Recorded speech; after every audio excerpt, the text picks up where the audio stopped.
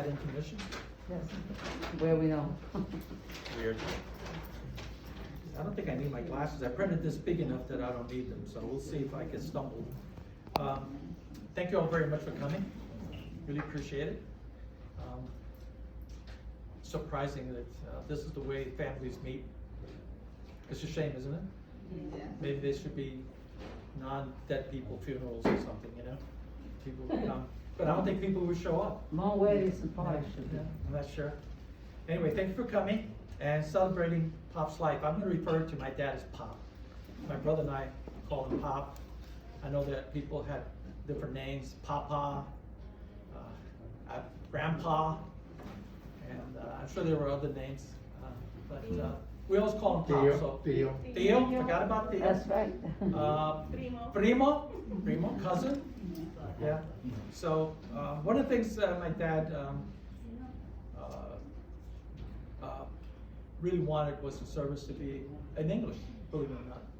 He would make the comment that he said, my family knows how to speak and understand English.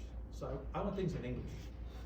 And so that's one reason. So it's not because I, have an issue or anything like that at all. The fact that I can't speak Spanish is another problem. Okay. So, muchas gracias por viendo aquí hoy. Hoy? I think that's Jewish. Hoy day. Okay. You might be wondering about the presence of the American flag on the coffin. But my dad was very, very patriotic. And he wanted to be honored with a flag on his remains. He didn't have very many requests, but that was one. And so we're really honored about his participation in service. And here's the greatest generation. You heard about that, right? Remember that? Greatest generation. He was actually one of the number of World War II veterans that are still alive, number one. I read somewhere recently they're dying like 500 a day or something. But numbers probably higher, but their number stays the same because there's so few of them, but they're passing. My dad, let me just go back to this. I'm going to go off on tangents. You may have noticed the difference in the date of birth between the obituary and the program. So the program says that the obituary says he was born November 18th. 1921, and the program says October 18th, 1921. And the reason for that is that my great-grandfather was my grandfather is cheap. And my dad was born on October 18th, and when he went to register him, they said they would charge an extra $3 to go back to the 18th. He said, forget that. November 18th was fine. So he became November 18th. And he's not the only one that had a problem with his birthday. I was born actually on October 18th, the same birthday as my dad. Wow. Okay? But they registered me 2 days later. So my legal date of birth was October 20th. Now, that's one son and one father, right? And you two also had a problem with the date. How different was it? I was born December 6th, and when my father went to do the registering thing, somehow I became December the 4th. So I'm on paper December 4th. Yeah, that's a heck of a difference, right? I don't know if it was cheap or, my dad said it was just cheap. I know that when he used to send me to the store and I used to pay 11 cents for salt, he would say, you could have gotten around the corner for 10 cents, Well, But, I don't know if it was cheap or not, but my grandfather had a lot of children. So I think money was probably a factor there. yeah. So, but however, out of the two sons, only one son had the right birthday. And that's Tony. And the reason for that is Tony was born in a hospital. And hospitals are pretty good about dates. Okay?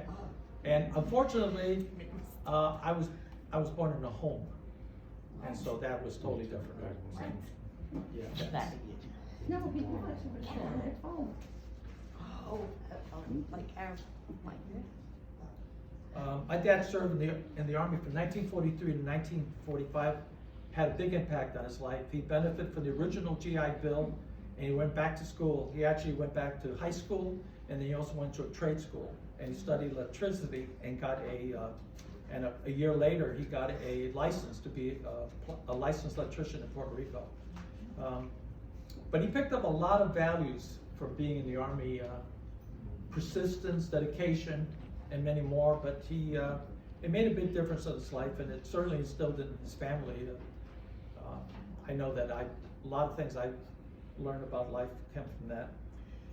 But the knowledge and persistence that he got in the Army got him a job as an electrician's helper. He couldn't be an electrician because the license didn't carry over, and it probably wouldn't have helped. He rose to the ranks, eventually became the chief electrician at the Hotel Roosevelt. He worked there for 34 years. He actually knew a lot of interesting people. He knew Nelson Rockefeller by name. They would talk and chat about stuff. Although Rockefeller had a habit of, he didn't do well with names, and he would always call everybody fella. So my dad was fella, but they always asked him to do favors because the Republican Party had their headquarters at the Roosevelt Hotel. And through his position, he got Tony a job as an electrical helper. And that was pretty cool. That really, later on I'll tell you how that helped his career a little bit. When the music was playing, and I know you guys were all talking and stuff, but if you listened, you heard a lot of, there was some jazz music in there. And a lot of people don't know that, but my dad was a big fan of jazz. It's just surprising in a way, but we had a lot of chances to talk to him about his life, when he was, before we were going to school, ignoring our parents like everybody does, they were doing their own thing. But he had a record of the month subscription. He received albums, jazz albums, and we had him at the house. Louis Armstrong, Billie Holiday, Louis Prima was one of his favorites. And he said he occasionally would go to Harlem to listen to jazz and smoke and drink. I'm not sure which is the more important one, the drink, the smoke, and the jazz, right? Pop was a very, very strong father, I would say, and a hard worker. But he was also a very funny guy. He didn't say jokes, but he always was able to get people to laugh or at least to smile. It was a natural gift, and the only one in the family that picked that up was my daughter, who has 4,000 Instagram followers that agreed with that. But he and my mom were always at each other's throats. That's the stuff that a lot of the kids might remember or not remember, but they argued a lot. And that surprised my wife, Janet. My Janet grew up in a Midwest, and everybody there was, I don't agree with you. Maybe, no?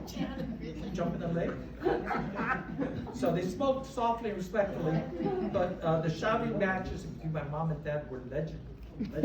It doesn't matter who was there, they would just start yelling. One time when my mom and Pop were in visiting us from Florida, I think, Janet made the big mistake taking them shopping, grocery store. And my mom said that they would always go like in different directions, and she's with the cart. And then my dad always would go somewhere, and my mom is, she was clingy, you know what I mean? And so mom was yelling from one side of the store to the other. Toling! Toling! My dad said, Aquí! Aquí! And Dad was going, what the hell's happening here? There was a lot of yelling and but there was a lot of love there. And they loved each other quite a bit. I'll tell you a quick story about one school year, my brother Tony and I decided that going to school was a waste of time. Oh my God. And we became big-time truants. In those days in the Bronx, you didn't have to stay for lunch. You could go to the cafeteria, you bring your own food, or you could go outside, go to the pizzeria, and then come back. So every lunchtime I'd grab my books, and my kid next to me would say, where are you taking your books? He goes, take off. And I wouldn't come back. I was a big one for afternoons off. I think Tony was more for like, let's take the whole day off. So he was like, he's always leading the way, you know what I mean? So eventually, that in New York City, they used to have truant police. And they drive up to you and say, what are you doing? Okay. What's this? Where you going? And we go, you know, and all of a sudden you're in the car, taking you back to school. And so, but what they did also was they would send letters, okay? And we weren't stupid. We knew there would be letters.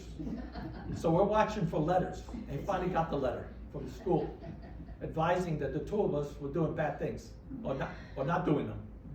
And so we went down, we had a furnace, gas furnace. And he knows this, he's got a oil furnace. Open that door up, put the letter in there, safe. Okay, a couple of weeks later we come home. Just a normal day, we always get home probably after my folks. We were wandering the streets, God knows what we were doing. About 6 o'clock we got home, opened the door up, and my mom's in the kitchen crying. What was she crying about? What was this? Look down this way to the living room, my dad's there with a belt, looking at us without a mask. And we're like, what the hell? And, so you don't want to go to school, huh? And that was it. I don't remember. I blacked out after this. So, anyway, it worked for me. I never skipped school after that. When I went to high school, I got certificates for attendance and punctuality. 6 of them for 3 years. 6 of them, except for 1 of them. The train got messed up. I used to go to school in Manhattan, and I got there late. And that certificate says 100% for attendance. I never lived that down. No, being late and stuff. Now, Pop became a grandfather a little younger than most people, and he loved his grandchildren, particularly the ones that lived closest to him. Anthony, Susie, that passed away from breast cancer, and my nephew, Michael. And they all lived right in the Bronx, so they could all see each other and everything. And he was particularly close to my nephew Anthony, who lived with them for a while, for whatever. But he drove them crazy because he came in at all hours. And my dad would tell me about him. You know, they're trying to sleep, they're just about ready to fall asleep, and the door would open. And but nothing would stop them from loving him and caring for him as much as they wish they did. So they left the Bronx in '84, spent time in Puerto Rico and Florida. Pop was turning 90 when he came up here back in 2010. My mother, at that point, had developed Alzheimer's. She went into a nursing home. And he went to see her, every couple of days, first every day, and he always remembered her. He didn't know, he remembered me after a while. All he would say was, I forgot what he said in Spanish, but basically she said, "Get out." And it kind of affected me, as you can imagine, but it wasn't her, it was the Alzheimer's. So, then in 2014, he moved to. We finished off the basement. We spent a year, 2013, Jenny remembers this, she was doing the bills. In 2013, I got a permit to build out the basement, and I really thought, $7,500 should do it. $30,000 later, we had the basement done, off by 4 times. I don't know what happened, but it was bad. Anyway, but we spent a lot of time together, but Jessica, who only saw him on, vacation to Puerto Rico or Florida, 1 week, with the 2 of them, hardly ever talked or anything. Now she had her papa full time, and they really got along real well. And when he came home, he lived downstairs, and when she came home from work, he'd always come up and talk to her and stuff. And and when he passed away, the only person he really said anything to was Jessica. He said, "I love you, Jessica." And while they were in Florida, they were baptized, and here's my only attempt at Spanish. Iglesia Batista. Palabra de Vida. Okay, which is roughly Word of God Baptist Church. And he liked to go to our church, which is the First Baptist Church of Crofton, and our minister liked him, and we had talked. Pop was always Pop. Pop was always Poppy. Pop had a problem with names. He didn't use them. He didn't like to use names. He'd get away with it. I don't know how he got away with not using names. Don't ask me how he did that. He either called people by their titles or other characteristics. Like we had a veteran, Air Force veteran. He would say, "So what about the veteran over there? The veteran." And then there was another woman that had 5 kids. He said, "You know the one with 5 kids. You know the one." You know, so, okay. And then we had a neighbor that I can't tell you what that he called him. But it was not good. And I said, "Pop, please, don't talk like that, okay?" I have the same problem. I think you guys may have noticed that. My brother probably would have a lot of stories to tell too, and he might come up and say something. Particularly since the second job at the hotel was working for Pop as an electrician's helper. That was the second job Tony got at the hotel. Second job. The first job he worked at the dry cleaners.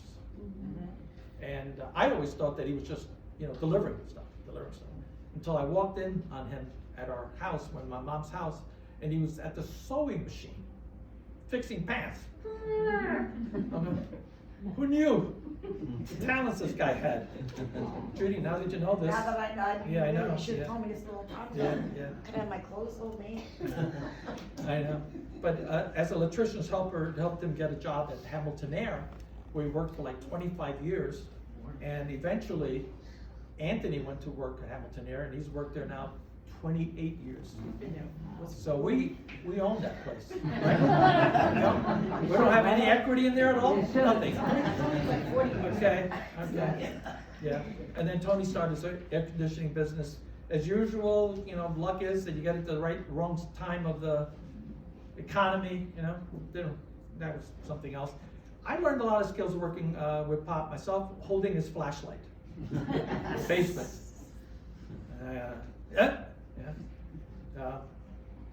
And then just a few more words. And Pop developed a special relationship with the little one, his nickname for our little dog, Phoebe.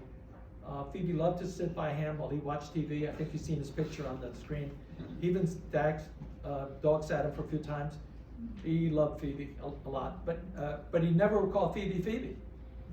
It was a little one. He was a little one, but he's not a human. He loved all of us, and he loved hearing from us and seeing those that were able to come down. Knowing that somebody was coming always got him perked up, because he knew he would be able to share wine and scotch with people that knew, the difference between them, which would be people like Tony and particularly Elliot, the wine part. Yes. But we're not going to go into that depth here. Okay. But he really liked that. Janet learned very quickly that making a hulk gandules, rice with pigeon peas, right, meant only one thing to my dad. You know what that meant? More and more gandules. He was a gandules freak. Okay? He'd rather have gandules with rice. You know what I'm saying? And so he would do that, and he would yell at Mom, Janet, and Mom, and Goody. He would also say it to Goody a lot. He would say, we'd go there, and he says, "No, gotta put more gandules, more." Yeah, he was. Instructions with paper. Yeah, I know it's crazy, but he loved Janet, because Janet was one of the few people that would tell him the way it was, and sometimes he didn't like it, but she would tell him, They had good conversations, and they loved each other very much, and I know she misses him a lot too. Well, I used up a lot of your time, and I didn't compare very much. But Pop loved everyone and was loved by everyone. He always liked to light things up and wouldn't want us to be too sad. He was in a better place, and we're fortunate to know that he was on Earth 99.5 years. Pop had an expression he used very often. He used it all the time, was "God bless you." And so, thank you for coming and paying your respects, and the entire Roldan family appreciate your attendance and love. God bless you. God bless you. At this point, I'd like to have Jessica read a poem, and then Jennifer is going to